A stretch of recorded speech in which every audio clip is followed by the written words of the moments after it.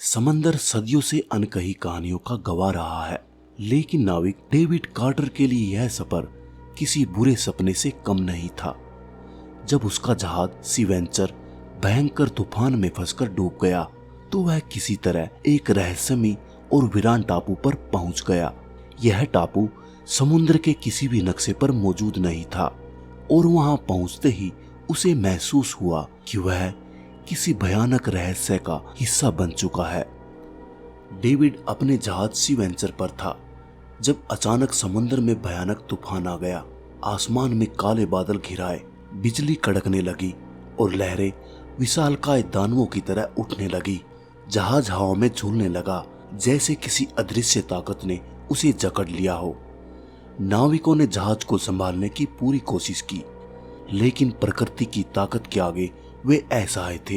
एक जोरदार धमाके के साथ जहाज के टुकड़े टुकड़े हो गए। डेविड लहरों के हवाले हो गया। उसके शरीर पर गहरे घाव हो चुके थे।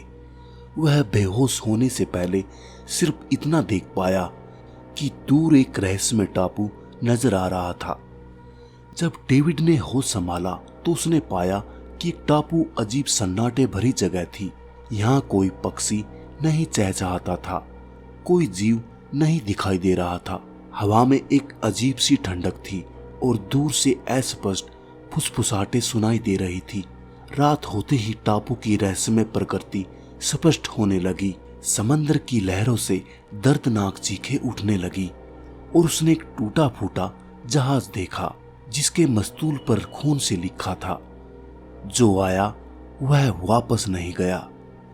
कुछ ही समय बाद उसकी मुलाकात एलेना नाम की एक युवती से हुई, जो पहले से ही इस टापू पर फंसी हुई थी।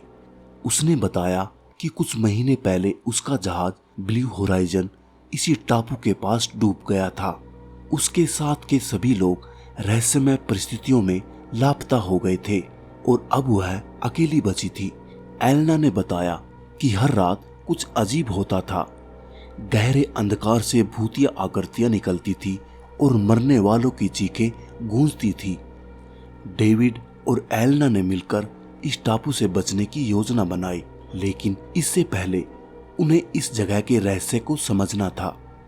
एलेना के पास एक पुरानी डायरी थी, जिसमें लिखा था कि यह टापू ब्लैक हेड रॉबर्ट नामक एक निर्दयी समुद्री लुटेरे का अड्डा था। ब्लैक हेड रॉबर्ट को अपने जहाज डेड हार्ट पर सोने और चांदी से भारी खजाने की खबर मिली थी, जिसे एक स्पेनिश जहाज लेकर जा रहा था। वह अपने सबसे भरोसेमंद साथियों को लेकर समुद्र में निकला और घात लगाकर उस जहाज को लूट लिया। उसके साथियों को लगा कि वह उनकी सबसे बड़ी सफलता थी, लेकिन रॉबर्ट के मन में कुछ और ही चल रहा था। टापू पर लौटने के बाद रॉबर्ट ने अपने साथियों के साथ जश्न मनाया। उसने सभी को महंगी शराब और खाना परोसा, लेकिन इसी जश्न की रात में उसने अपने साथियों की मौत की योजना बना ली थी। जैसे ही उसके साथी गहरी नींद में गए, उसने अपनी तलवार निकाली और एक एक करके सबकी हत्या कर दी। जो जागा उसने भागने की कोशिश की, लेकिन रॉबर्ट के पास पहले से तैनात कुछ वफादार हत्यारे थे, जिन्होंने उन्हें पकड़ लिया और उनकी गर्दनें काट दी। जिन्होंने विरोध किया उन्हें रॉबर्ट ने खुद अपने हाथों से मार डाला। कुछ को उसने जिंदा गुफा में बंद कर दिया, जहां वे धीरे धीरे और भूख और प्यास से तड़पकर मर गए। कुछ की लाशें उसने समुद्र में बहा दी, लेकिन मरते समय उन नाविकों ने उसे श्राप दिया, जिसने अपने भाइयों का खून बहाया वह कभी शांति नहीं पाएगा। तेरा खजाना तुझे मौत देगा। अगली सुबह जब रॉबर्ट ने अपना खजाना गुफा में छुपा दिया, तो उसने सोचा कि अब वह अमर हो गया है। लेकिन जैसे ही उसने अपनी तलवार उठाई, हवा में अजीब सरसराहट हुई। एक एक करके मरे हुए नाविकों की आत्माएं प्रकट हुई। वे जलते हुए साए की तरह दिख रहे थे। उनकी आंखों में गहरा अंधेरा था। उन्होंने रॉबर्ट को घेर लिया और उसकी आत्मा को साबित कर दिया। उसके शरीर को कोई छू न सका, लेकिन उसकी आत्मा हमेशा के लिए इस टापू से बंध गई। रॉबर्ट अब एक भूतिया लुटेरा बन चुका था, जो हमेशा अपने खजाने की रक्षा करता रहेगा। और जो कोई भी उसे छूने की कोशिश करेगा वह मर जाएगा।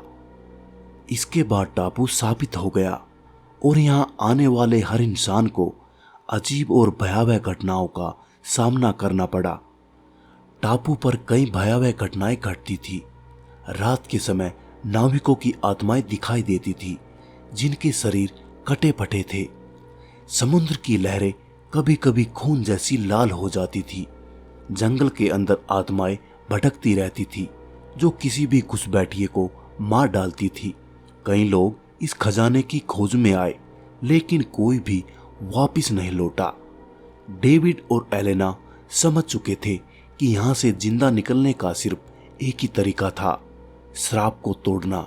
डेविड और एलेना को अब समझ में आ चुका था कि जब तक इस श्राप को तोड़ा नहीं जाएगा वे यहाँ से नहीं बच सकते।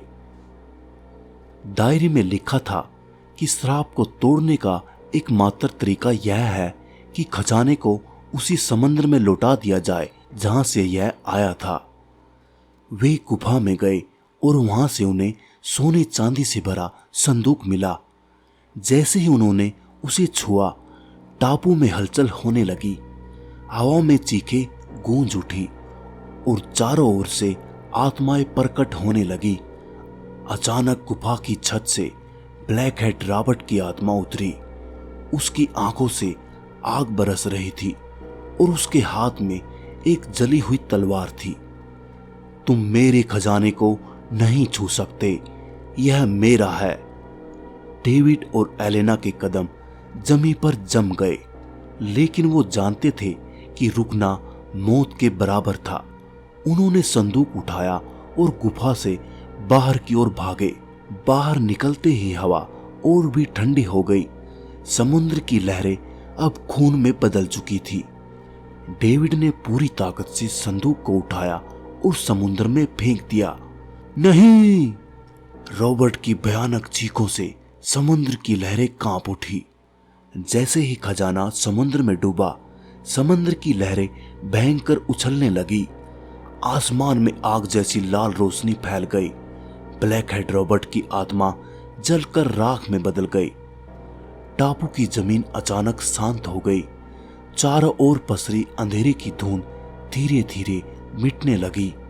गुफा की दीवारें सामान्य होने लगी और समंदर का पानी दोबारा नीला हो गया।